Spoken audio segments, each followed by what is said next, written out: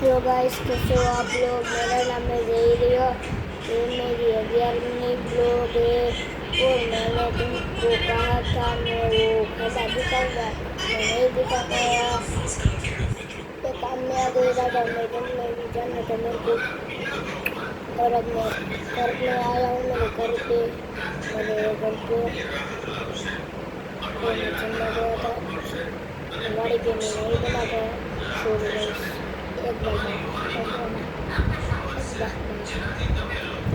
है, तुमको सोरी माता जी आई थी, तुमको बताना भूल गया मैं। तुमको सोरी माता जी आई थी और ये मैं इसलिए गया और भी इसलिए मेरे माता जी को ये कोई सुनना बहुत पसंद है, इसलिए मैंने ये सब बोला था। और मैं सुनने गया था, मैं तो भूल ही गई। मेरे को ब्लॉग बनाना बाकी ही था, ब्लॉग बनाना बाकी ही रह गया। और ब्लॉग बनाना हूँ सुबह से बपोर में बना रहा हूँ। मेरे को वेट नहीं आया। लाइक करना, सब्सक्राइब करना और कमेंट भी करना। Bye guys.